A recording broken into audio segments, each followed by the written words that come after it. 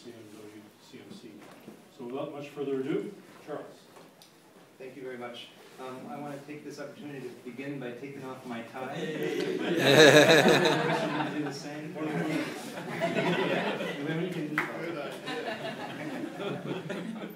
As you may know, the World Database on Protected Areas is key to decision making through the CBD process.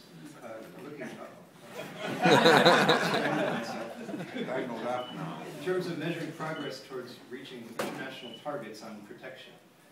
We work very hard. We have a whole dedicated staff at WCMC that works on this. And key to all that is the World Database on Protected Areas, which you may also have heard of. It's mandated through various processes within CBD. This database has a number of problems, and it has over the years. We've done a number of things to address them. And the latest thing, which Craig here is about to show you, is actually quite mind-blowing. So, with that, that's my introduction to Craig. It was quite mind-blowing. I'll let whatever he shows speak for itself. So, over to Craig. Oh, sorry, Craig, by the way, is the Senior Program Officer in the team. He manages the World Database on Protected Areas. And I promise to keep my tie on. I'm going to start, I'll show you a video to start with. It's only 2 minutes long, so hopefully your thirst will wait that long. And then I'm going to give you a very quick demonstration of Protectedplanet.net website. And then I'm going to shamelessly plug the site that we've got going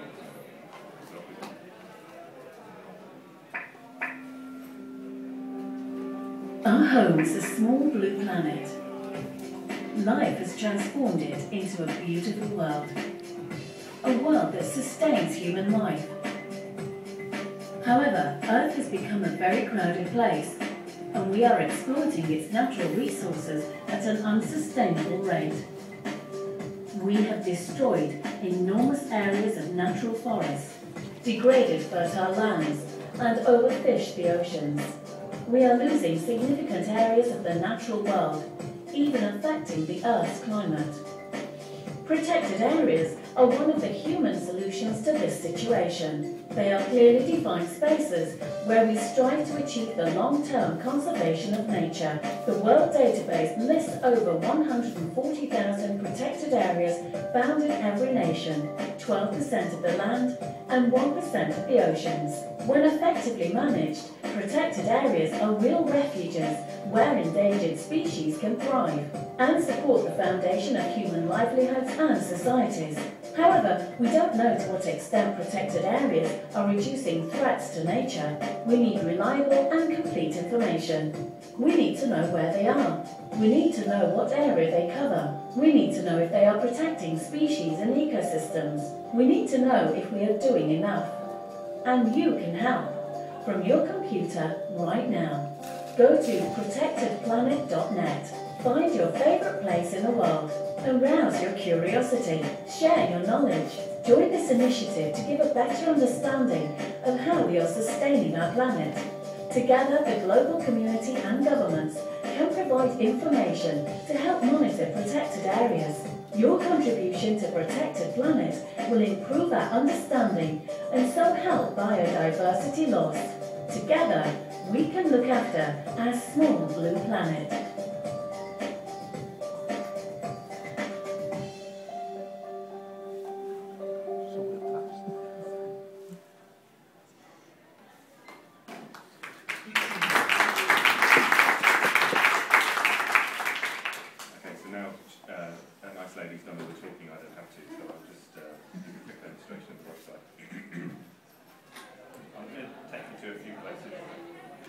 Everyone hear me okay?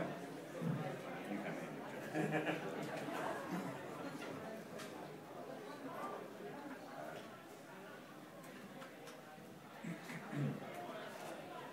Let's go somewhere nice. What you can do is you can search for protected areas. You can search for a country's worth of protected areas. And say if you go to one in particular, what we do is provide a nice map, which you've overlaid with Google Maps, which includes satellite imagery. What we've tried to do is make the most of all the resources that are out on the web. So the photos, we've got 500,000 photos which come from Panorama to the Google service.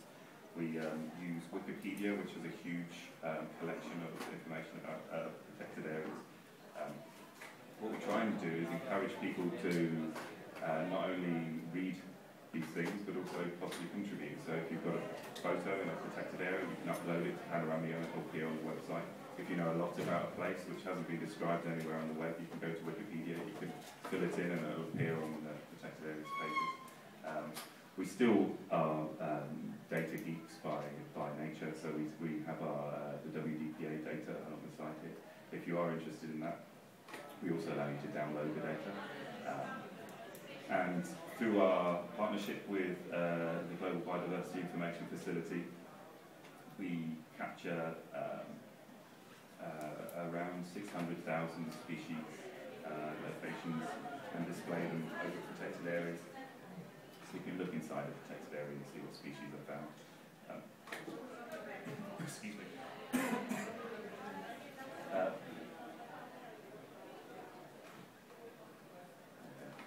So you can also then browse around. What you can do is, if you're logged in, you can comment on photos. You can download some photos of that. So let me go back to something else I'm going to show you. I'm trying to keep this very short because I'm very aware that there's a lot of bottles of wine out there. So let's do another search. Let's go somewhere else, not long ago.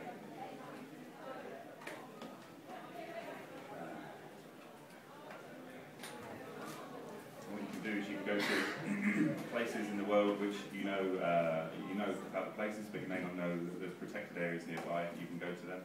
You can again look at photos and do that sort of thing. So this is Blackpool Mountain in near Whistler. In Canada, sorry, I'm sure. In British Columbia, there you go. There's a reason why I'm confusing. So what you can do as well is we're making the most of Google's Street View, and you can start to look at the protected areas and the landscapes. So what this does, it not only, we've sort of taken it from what was quite a sort of data-heavy website to something which can engage pretty much everyone, you know. What we've done working with GBIF, we're working with Visuality, and our own developers in-house is create something which, even if you know nothing, if you don't even know what a protected area is, if you just know what a national park is, maybe you don't even know that, you just know about beautiful places in the planet, you can actually find them on here, and you can go there and you can engage. One thing I haven't mentioned, which I perhaps should do, is we still are interested in collecting the best quality data possible. And what we do is we allow people to edit that data. So you can go to the protected area page. Let's go to, I'll tell you what I'm going to go. I'm going to go near my village.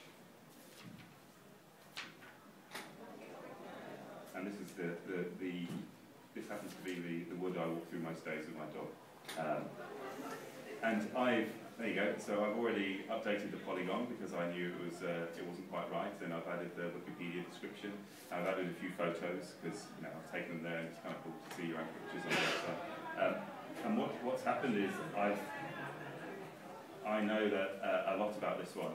So we create little maps of the users of where they are when they're interacting with this place. So you start to get an understanding of the interest, the geographic interest of people around a protected area. You can start talking to each other.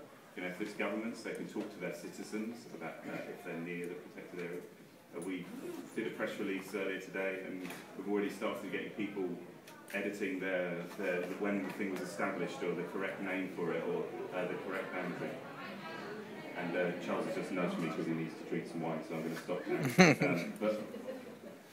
But what you do is get an understanding of we're trying to do it to build a community around it and to create dialogue, which perhaps wasn't possible before.